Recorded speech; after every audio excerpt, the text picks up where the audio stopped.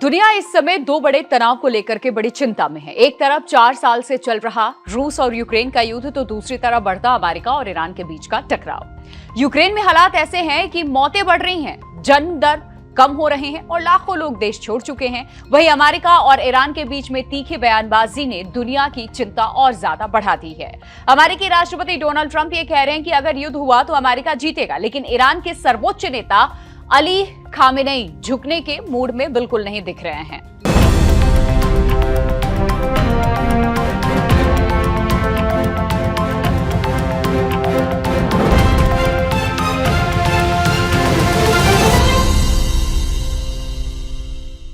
नमस्कार, आप देख रहे हैं एबीपी लाइव। आपके साथ मैं हूं प्रिया। सबसे पहले बात करते हैं रूस यूक्रेन युद्ध की। रूस यूक्रेन युद्ध को 4 साल बीत चुके हैं। पिछले 4 सालों में दोनों देशों के बीच में जबरदस्त तबाही मची है। लाखों लोग मारे गए, हजारों घर उजड़ गए, स्कूल, हॉस्पिटल सब कुछ तबाह हो गए।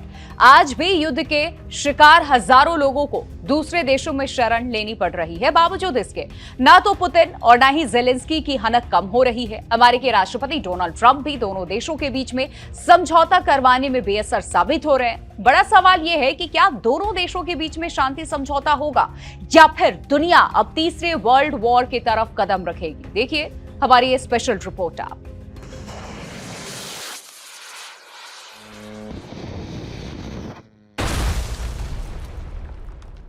4 साल, लाखों जिंदगियां, उजड़े शहर और अब भी जंग जारी है। 24 फरवरी 2022, ठीक 4 साल पहले इसी दिन यूरोप की धरती पर खूनी संघर्ष शुरू हुआ था। दूसरे विश्व युद्ध के बाद अब तक का सबसे बड़ा हमला माना जा रहा था। रूस ने यूक्रेन पर हमला कर दिया और तब से ये जंग जारी है। 4 साल, लाखों जिंदगियां, उजड़े शहर और अब भी शांति की कोई साफ उम्मीद नहीं। 4 साल से रूस के टारगेट पर सिर्फ एक ही देश है, वो है यूक्रेन। विनाशकारी हमले में दोनों देशों के हजारों लोगों की मौत हो चुकी है, लेकिन लड़ाई अपने अंजाम तक नहीं पहुंच सकी। अमेरिका समेत पश्चिमी देशों से मिले हथियारों के दम पर यूक्रेन रूस को घुटने टेकने पर मजबूर कर रहा है। वहीं बौखलाए पुतिन मिसाइल, ड्रोन हमला करके यूक्रेन की तबाही के स्क्रिप्ट लिखने में जुटे हैं, लेकिन उनको पूरी तरह कामयाबी नहीं मिल पाई है। यूक्रेन और रूस के बीच शुरू हुआ युद्ध इतना लंबा खींचेगा, शायद ही किसी को इस बात का अंदाजा था। देखते ही देखते ये युद्ध महायुद्ध में बदल गया। जमीन से लेकर आसमान तक रूसी फौज का यूक्रेनी सेना पर पलटवार जारी है। जमीन से आसमान तक मिसाइलों की बारिश जारी है। वहीं टैंक से निकले गोले बर्बादी की कहानी बयां कर रहे हैं। आत्मघाती ड्रोन मौत बनकर मंडरा रहा है और हर ओर बर्बादी और तबाही का मंजर, लोगों की चीख पुकार। वहीं यूक्रेनी फौज रह रहकर पुतिन की सेना के छक्के छुड़ा रही है। तस्वीरें बताती हैं कि यूक्रेनी टैंक और मिसाइल किस कदर रूसी सेना के होश फाख्ता कर रहे हैं। एक वक्त हालात इस कदर बदतर हो चुके थे कि यूक्रेनी शहर खेरसोन, जिस पर रूस ने कब्जा जमा लिया था, उससे भी रूसी सेना पीछे हटने को मजबूर हो गई थी। जिसके बाद पुतिन जेलेंस्की को सबक सिखाने के लिए आर पार के मोड में आ गए। अब जब दोनों देशों के बीच युद्ध को 4 साल बीत चुके हैं, पुतिन फाइनल फैसला ले सकते हैं। फैसला यूक्रेन को बर्बाद करने का, फैसला यूक्रेन को दुनिया के नक्शे से मिटाने का। लेकिन ये इतना भी आसान नहीं होगा। अमेरिकी मीडिया की माने तो जंग में जेलेंस्की को मात देने के लिए रूस हर तरह का हथकंडा अपना रहा है। यूक्रेन में तबाही की ये तस्वीरें गवाही दे रही हैं कि पुतिन जब चाहते हैं, जैसा चाहते हैं, उसे अंजाम तक पहुंचाते हैं। इसके साथ ही पुतिन ने जेलेंस्की को साफ संदेश दिया है कि अगर उसने अपनी हिमाकत जारी रखी तो वो उसे बर्बाद कर देगा। रूस यूक्रेन युद्ध शुरू होने के पीछे की वजह क्या रही, उसकी कहानी आपको सिलसिलेवार तरीके से समझाते हैं। 21 फरवरी 2022 को रूसी राष्ट्रपति व्लादिमीर पुतिन ने पूर्वी यूक्रेन के दोनेत्स्क और लुहांस्क को स्वतंत्र मान्यता दी, जो यूक्रेन को गवारा नहीं हुआ। और फिर 24 फरवरी की सुबह रूस ने स्पेशल मिलिट्री ऑपरेशन का ऐलान कर दिया। रूसी सेना तेजी से आगे बढ़ी। निशाने पर थी यूक्रेन की राजधानी कीव। रूस ने एक साथ कई मोर्चे पर हमला शुरू कर दिया। वहीं जेलेंस्की की सेना आने वाले खतरे को देखते हुए मोर्चा संभाल चुकी थी। जेलेंस्की भी अपनी सैनिकों का हौसला अफजाई के लिए युद्ध क्षेत्र में दाखिल हो चुके थे। हर तरफ तबाही का मंजर। एक तरफ पुतिन की सेना लगातार हमले कर रही थी, तो दूसरी तरफ पश्चिमी देशों से मिले हथियार के दम पर यूक्रेन न सिर्फ रूस पर हावी हो रहा था। यूक्रेन ने शुरुआती दौर में खार्किव और खेरसोन जैसे शहर से रूसी कब्जा हटा भी लिया था। इसी दौरान जून 2023 में रूस के भीतर बड़ा झटका लगा। वागनर ग्रुप ने बगावत कर दी। इसके मुखिया की 2 महीने बाद रहस्यमयी विमान दुर्घटना में मौत हो गई। दोनों देशों के बीच खतरनाक लड़ाई के बावजूद 2024 में रूस ने फिर से मोर्चे पर बढ़त बनाई। यूक्रेन के पास सैनिकों और हथियारों की कमी दिखने लगी। अमेरिका द्वारा किए गए पैट्रियट सिस्टम और F-16 भी हमलों को पूरी तरह नहीं रोक सके। 21 नवंबर 2024 रूस ने ओरेनिस्ट नाम की नई परमाणु क्षमता वाली बैलिस्टिक मिसाइल का इस्तेमाल किया। ड्रोन और मिसाइल हमलों से यूक्रेन का ऊर्जा नेटवर्क पूरी तरह प्रभावित हुआ। 2025 में अमेरिका की राजनीति में बड़ा बदलाव आया। डोनाल्ड ट्रंप फिर से व्हाइट हाउस लौटे। व्हाइट हाउस में ट्रंप और जेलेंस्की के बीच तीखी नोकझोंक हुई। नवंबर में ट्रंप ने एक शांति योजना पेश की जिसमें यूक्रेन के कुछ इलाकों को छोड़ने की बात शामिल थी। रूस यूक्रेन जंग की जड़ में जो सबसे अहम मुद्दा है वो जमीन। रूस करीब 20% यूक्रेनी क्षेत्र पर कब्जा जमा चुका है। डोनेट्स्क, लुहांस्क, क्रीमिया, खेरसोन और ज़ैपोरिज़िया, रूस इन्हें अपनी सामरिक धरोहर मानता है। पुतिन की शर्त साफ है, यूक्रेन नेटो में शामिल नहीं होगा। यूक्रेन की मांग है सुरक्षा गारंटी और कब्जाई गई जमीन की वापसी। इसमें कोई शक नहीं कि 24 फरवरी 2022 को शुरू हुआ रूस यूक्रेन युद्ध आज भी अपने अंजाम से दूर है। विशेषज्ञ मानते हैं कि जंग लंबी खिंच सकती है, लेकिन अनंत काल तक नहीं। लेकिन सवाल वही, क्या ये जंग अब किसी मोड़ पर पहुंची है या फिर दुनिया को अभी और इंतजार करना होगा, क्योंकि जंग को 4 साल पूरे होने के मौके पर भी बम और ड्रोन थमे नहीं हैं। मीडिया रिपोर्ट्स के मुताबिक रूस ने कीव, ओडेसा, निप्रो जैसे कई अहम शहरों पर ड्रोन हमले किए। कीव स्कूल ऑफ इकोनॉमिक्स के मुताबिक पिछले 4 सालों में यूक्रेन को 150 अरब डॉलर से ज्यादा का सीधा नुकसान हुआ। सबसे ज्यादा तबाही डोनेट्स्क, खार्किव, लुहांस्क और खेरसोन में हुई। हजारों रिहायशी इमारतें, स्कूल और चाइल्ड केयर संस्थान, स्वास्थ्य केंद्र सब जंग की आग में झुलस गए। यानी ये सिर्फ मोर्चे की लड़ाई नहीं, ये समाज की बुनियाद पर हमला है। हालांकि युद्ध पर रूस हर मामले पर यूक्रेन पर भारी पड़ा है। 2014 में रूस ने क्रीमिया पर कब्जा किया था। डोनबास क्षेत्र में रूस समर्थित विद्रोही पहले से सक्रिय थे। 2022 के बाद रूस ने इन इलाकों पर अपनी पकड़ और मजबूत कर ली है। हालांकि उत्तर और उत्तर पूर्वी यूक्रेन का बड़ा हिस्सा यूक्रेन ने वापस ले लिया है, लेकिन असली विवाद अब भी डोनबास को लेकर है। रूस का कहना है कि वहां रूसी भाषा बोलने वालों के अधिकारों की रक्षा वो कर रहा है, जबकि यूक्रेन इसे अपनी संप्रभुता पर सीधा हमला मानता है। ये जंग सिर्फ मौत नहीं लाई, इसने घर भी छीन लिए। UNHCR के मुताबिक लगभग 37 लाख लोग यूक्रेन के अंदर ही विस्थापित हैं। करीब 60 लाख लोग पड़ोसी देशों में शरण लिए हैं, यानी हर चौथा यूक्रेनी नागरिक सीधे तौर पर युद्ध से प्रभावित है। स्वीडन की उपसाला यूनिवर्सिटी के अनुसार कुल मौतों का आंकड़ा 1,74,000 से 4,20,000 के बीच हो सकता है। वहीं संयुक्त राष्ट्र मानवाधिकार मिशन के मुताबिक 12,500 से ज्यादा आम नागरिक मारे गए। मारियोपोल जैसे इलाकों में वास्तविक संख्या इससे कहीं ज्यादा होने की भी आशंका है। 4 साल बाद तस्वीर साफ है। रूस सैन्य दबाव बनाए हुए है, यूक्रेन अपनी जमीन बचाने पर अड़ा है। पश्चिमी समर्थन में दरारें दिखने लगी हैं। जंग खिंच सकती है, लेकिन हमेशा के लिए नहीं। सवाल ये है कि जब ये जंग खत्म होगी तो क्या यूक्रेन अपनी शर्तों पर खड़ा रहेगा या फिर शांति की कीमत बहुत भारी होगी। तो ये रिपोर्ट हमने आपको दिखाई है। आगे बढ़ते हैं। 4 साल से जारी युद्ध ने न केवल सीमाओं को ही बल्कि इंसानी जीवन की बुनियाद को भी गहराई से झकझोर कर रख दिया है। यूक्रेन में हालात अब ऐसे हैं कि मौतों की संख्या जन्मों से कई गुना ज्यादा हो चुकी है। कामकाजी आबादी तेजी से घट रही है और लाखों लोग देश छोड़ने को मजबूर हो चुके हैं। देखिए, जनसंख्या ढांचे में आई ये दरार आने वाले दशकों तक देश की अर्थव्यवस्था हो, सामाजिक संतुलन और साथ ही पुनर्निर्माण की क्षमता, जिस पर जबरदस्त असर डाल सकती है। दूसरी ओर रूस भी इस युद्ध की कीमत चुका रहा है। सैन्य हताहतों की बड़ी संख्या, घटती प्रजनन दर और बदलता जनसांख्यिक संतुलन भविष्य की चुनौतियों का संकेत दे रहे हैं। विशेषज्ञों का ये मानना है कि अगर आज युद्ध भी थम जाए तब भी इंसानी नुकसान की भरपाई जल्दी संभव नहीं होगी। तो क्या ये संघर्ष केवल भू राजनीतिक टकराव है या फिर आने वाली पीढ़ियों के भविष्य को आकार देने वाला जनसंख्या संकट भी है? इन्हीं सवालों के साथ एक स्पेशल रिपोर्ट हमने आपके लिए तैयार की है। हकीकत क्या है, इस रिपोर्ट को जरा देख के समझिए आप। 4 साल के युद्ध ने यूक्रेन को मानो जनसंख्या संकट के मुहाने पर ला खड़ा किया है। हालिया अंतर्राष्ट्रीय रिपोर्ट्स के अनुसार युद्ध ने देश की सामाजिक और आर्थिक संरचना को गहरे स्तर पर प्रभावित किया। रिपोर्ट में लोगों की व्यक्तिगत कहानियों के जरिए शोक, सदमे और अनिश्चितता की भयावह तस्वीर सामने आई है। इस रिपोर्ट को वैश्विक मंच पर भी रखा गया।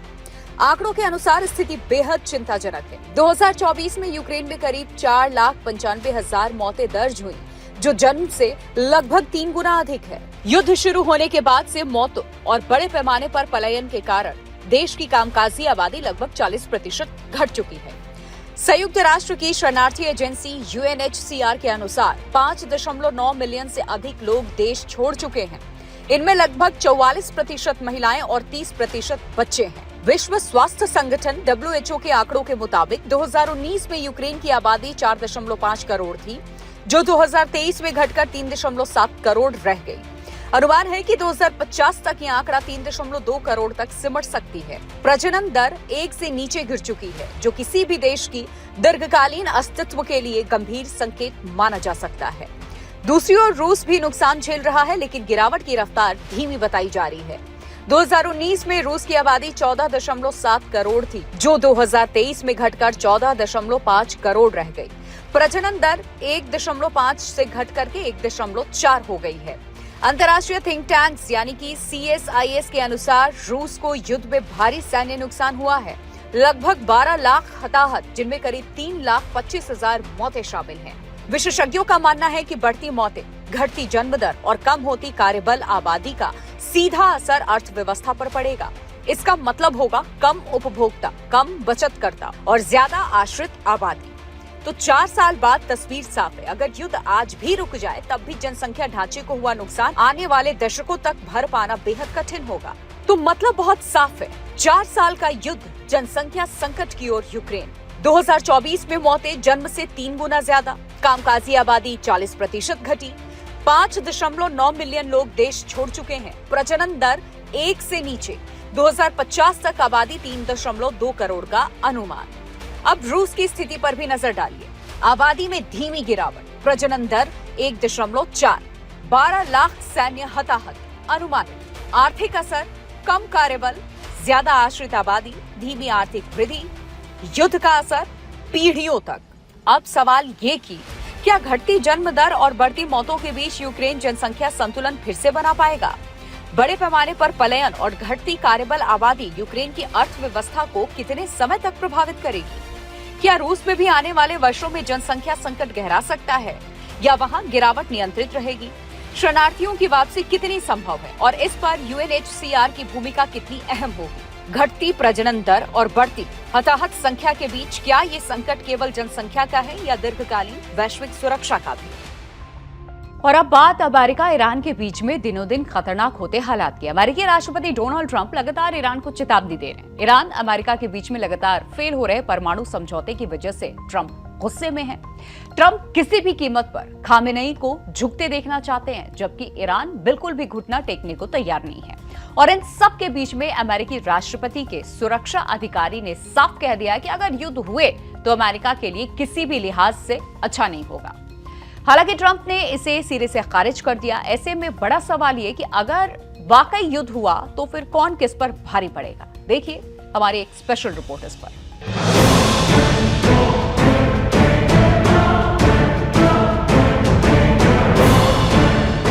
अमेरिका और ईरान के बीच में तनाव चरम पर है। अमेरिकी राष्ट्रपति डोनाल्ड ट्रंप लगातार ईरान को चेतावनी दे रहे हैं। यही वजह है कि पिछले कुछ महीनों से अमेरिका ईरान के बीच में तलखी साफ नजर आ रही है। एक तरफ है अमेरिकी राष्ट्रपति डोनाल्ड ट्रंप, जो ये कह रहे हैं अगर युद्ध हुआ तो अमेरिका आसानी से जंग जीत लेगा। दूसरी तरफ अमेरिकी सेना के शीर्ष अधिकारी डेनियल केन, जिन्होंने कथित तौर पर चेतावनी दी है। केन ने कहा कि ईरान पर हमला लंबा और उलझा हुआ युद्ध बन सकता है। ऐसे में दुनिया की नजरें टिकी हैं एक ऐसे सवाल पर जो मध्य पूर्व ही नहीं पूरी दुनिया की तस्वीर बदल सकता है। अब पूरे मामले को बारीकी से समझने की जरूरत है। मध्य पूर्व में अमेरिकी सैन्य जमावड़ा बढ़ चुका है। Fighter jet, frigate, aircraft carrier सब तैनात कर दिए गए हैं। रिपोर्ट्स के मुताबिक ट्रंप सरकार में सुरक्षा अधिकारी डेनियल केन का ये कहना है कि हथियारों की कमी, सहयोगी देशों का सीमित समर्थन और लंबा युद्ध अमेरिका को मुश्किल में डाल सकता है। अखबार द वॉशिंगटन पोस्ट और द वॉल स्ट्रीट जर्नल ने दावा किया है कि शीर्ष सैन्य अधिकारियों ने संभावित भारी नुकसान की चेतावनी दी, लेकिन ट्रंप ने इन खबरों को 100% गलत बताया।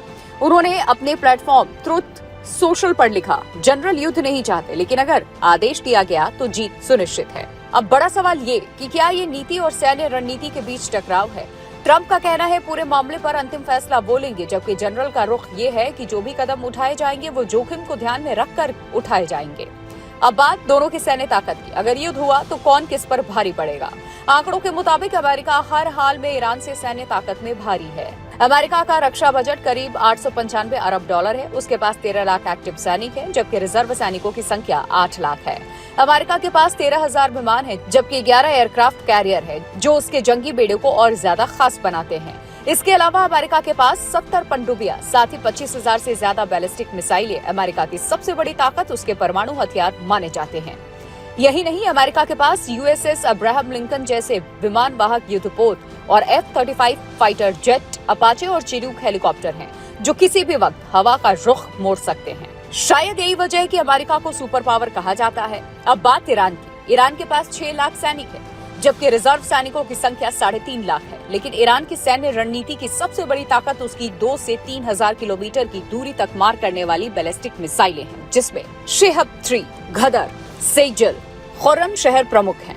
इनकी रेंज 2000 किलोमीटर या उससे अधिक मानी जाती है, यानी आसानी से इजराइल और क्षेत्र के अमेरिकी ठिकानों तक पहुंच सकती हैं। इसके अलावा ईरान के पास कम और मध्यम दूरी की मिसाइलें हैं, जिनमें फतेह 110 और ज़ुल्फ़िकार शामिल हैं। ये वो मिसाइलें हैं जिसमें जीपीएस और इनर्शियल गाइडेंस सिस्टम लगाए गए हैं, जिससे सटीकता बढ़ती है। पिछले कुछ वर्षों में ईरान ने ड्रोन टेक्नोलॉजी में बड़ी छलांग लगाई है। ईरान के पास शाहेद 129, शाहेद 136, मोहेजर 6 जैसी ड्रोन टेक्नोलॉजी है। खास करके शाहेद 136 विशेष चर्चा में रहा जब रूस ने इसे यूक्रेन युद्ध में इस्तेमाल किया। इस ड्रोन की सबसे बड़ी खासियत यह है कि ये निगरानी के साथ सटीक बमबारी कर सकते हैं, साथ ही आत्मघाती मिशन पर भेजे जा सकते हैं। ईरान स्वाम अटैक रणनीति पर भी काम करता है, मतलब एक साथ कई ड्रोन भेजकर दुश्मन की एयर डिफेंस को ओवरलोड करना। ईरान ने अपनी हवाई सुरक्षा को मजबूत करने के लिए स्वदेशी एयर डिफेंस सिस्टम विकसित किए हैं, जिसमें बाबर 373, खोरदार 15, सैयद 2, सैयद 3 शामिल हैं। बाबर 373 को रूस के S-300 सिस्टम की टक्कर का माना जाता है। ईरान का दावा है कि यह सिस्टम क्रूज मिसाइल, ड्रोन, यहाँ तक कि स्टील्थ विमान को भी ट्रैक और इंटरसेप्ट कर सकते हैं। अगर कोई देश हवाई हमला करता है तो उससे पहले इस रक्षा कवच को पार करना होगा, जो कि नामुमकिन है। ईरान की नौसेना पारंपरिक अर्थ में बहुत बड़ी नहीं है, लेकिन उसकी रणनीति अलग है। Asymmetric warfare. ईरान के पास प्रमुख पनडुब्बियां हैं, जिसमें फतेह, गदीर प्रमुख हैं। ये मिनी और मिड साइज सबमरीन हैं, जो टॉर्पेडो और मिसाइलों से लैस होती हैं। ईरान पारंपरिक महाशक्ति नहीं, लेकिन उसकी रणनीति 3 स्तंभों पर आधारित है। मिसाइल इंटररेंज, ड्रोन और प्रॉक्सी वॉर और सामरिक समुद्री नियंत्रण, यानी कि सीधा युद्ध नहीं बल्कि लंबा और महंगा संघर्ष। तो सवाल ये कि क्या ईरान अमेरिका जैसी महाशक्ति को हरा सकता है पारंपरिक युद्ध में? शायद नहीं, लेकिन क्या वो उसे भारी नुकसान पहुंचा सकता है? मिसाइलें, ड्रोन, एयर डिफेंस और होर्मुज की रणनीति। ईरान की सैन्य ताकत को हल्के में नहीं लिया जा सकता। तो तस्वीर साफ है, अमेरिका ताकतवर है, लेकिन युद्ध आसान नहीं। ईरान कमजोर दिखता है, लेकिन चुप बैठने वाला नहीं। बड़ा सवाल ये कि क्या ट्रंप हमला करेंगे या दुनिया एक और बड़े युद्ध से बच जाएगी? फैसला आने वाले हफ्तों में होगा, लेकिन असर पूरी दुनिया पर पड़ेगा। अमेरिका और ईरान के बीच में बढ़ता तनाव और वैश्विक चिंता का भी विषय बन चुका है। ये रिपोर्ट हमने जो आपको दिखाई है इस ओर इशारा करती है। अमेरिकी राष्ट्रपति ट्रंप का बड़ा बयान भी इस बीच सामने आया। अगर युद्ध हुआ तो फिर अमेरिका आसानी से जीत जाएगा। जो जीत का डंका डोनाल्ड ट्रंप हर जगह बजाते हैं, वही डंका यहां भी बजाते नजर आए। लेकिन इन सब के बीच में अमेरिकी मीडिया रिपोर्ट्स में यह दावा किया गया कि शीर्ष सैन्य अधिकारियों ने ईरान पर हमले के गंभीर खतरों को लेकर के चेतावनी दी है डोनाल्ड ट्रंप को। तो मध्य पूर्व में तेजी से बढ़ता सैन्य जमावड़ा, राजनीतिक समुद्री मार्ग, स्ट्रेट ऑफ हॉर्मज में सैन्य गतिविधियां और कूटनीति के लिए जिनेवा में प्रस्तावित वार्ता, ये सभी संकेत दे रहे हैं कि हालात बद से संवेदनशील मोड़ पर हैं, यानी कि बदतर से भी ज्यादा खराब। तो दुनिया के ऊर्जा बाजार, क्षेत्रीय सुरक्षा और वैश्विक स्थिरता, सब कुछ इस टकराव से प्रभावित भी हो सकता है। जबकि अमेरिका का ये कहना है कि पहले समझौता चाहता है वो, लेकिन जरूरत पड़ने पर सैन्य विकल्प भी खुला है। दूसरी ओर ईरान की ओर से भी तैयारी और सख्त संदेश सामने आ रहे हैं। और सबसे बड़ा सवाल, क्या कूटनीति हालात संभालेगी या फिर दुनिया एक बड़े संघर्ष के मुहाने पर खड़ी है? देखिए रिपोर्ट। अमेरिका और ईरान के बीच में तनाव एक बार फिर खतरनाक मोड़ पर पहुंच चुका है। अमेरिकी राष्ट्रपति डोनाल्ड ट्रंप ने कहा कि अगर युद्ध हुआ तो अमेरिका आसानी से जीत जाएगा। वहीं अमेरिकी मीडिया रिपोर्ट्स में दावा किया गया कि शीर्ष सैन्य अधिकारियों ने ईरान पर हमले के गंभीर जोखिमों को लेकर के चेतावनी दी। इस कथित मतभेद ने अंतर्राष्ट्रीय स्तर पर चिंता बढ़ा दी। सबसे पहले आपको इसकी पूरी टाइमलाइन समझाते हैं। 2018 अमेरिका परमाणु समझौते से बाहर। 2024 परमाणु ठिकानों पर सैन्य दबाव बढ़ा। जनवरी 2025 क्षेत्र में सैन्य जमावड़ा तेज। फरवरी 2025 तनाव चरम पर, वार्ता और धमकियां साथ साथ। वर्तमान सैन्य तैयारी प्लस कूटनीति, मतलब अनिश्चित भविष्य। वहीं सूत्रों से मिली जानकारी और रिपोर्ट्स के मुताबिक सैन्य नेतृत्व का मानना है कि ईरान पर हमला लंबा और महंगा संघर्ष बन सकता है। संभावित खतरों में अमेरिकी सैनिकों की हताहत संख्या बढ़ना, क्षेत्रीय अस्थिरता और सहयोगी देशों का सीमित समर्थन शामिल है। हालांकि राष्ट्रपति ने इन दावों को गलत बताया और कहा कि अंतिम फैसला वही लेंगे। वहीं सैन्य तैयारियों की बात करें तो सैन्य तैयारी मध्य पूर्व में अमेरिकी सैन्य मौजूदगी बढ़ा दी गई है। 2 एयरक्राफ्ट कैरियर, कई युद्धपोत, फाइटर जेट्स, मिसाइल सिस्टम, सैन्य गतिविधियां भी तेज कर दी गई। अमेरिका ने एयरक्राफ्ट कैरियर, युद्धपोत और फाइटर जेट्स तैनात किए हैं, जबकि ईरान ने स्ट्रेट ऑफ हॉर्मुज में युद्ध अभ्यास किया। ये वही समुद्री मार्ग है जहां से दुनिया की बड़ी मात्रा में तेल आपूर्ति होती है, इसीलिए किसी भी टकराव का असर वैश्विक अर्थव्यवस्था पर भी पड़ सकता है। तो तनाव के बीच कूटनीतिक प्रयास भी जारी हैं और अगली वार्ता जिनेवा में प्रस्तावित है। विश्लेषकों का मानना है कि बातचीत सफल होती है तो क्षेत्रीय स्थिरता बनी रह सकती है, लेकिन असफलता की स्थिति में सीमित सैन्य कार्रवाई से लेकर व्यापक युद्ध तक की आशंका से इनकार भी नहीं किया जा सकता। संभावित परिदृश्यों पर नजर डालें तो सीमित सैन्य हमला, परमाणु ठिकानों पर स्ट्राइक और क्षेत्रीय संघर्ष बढ़ सकता है।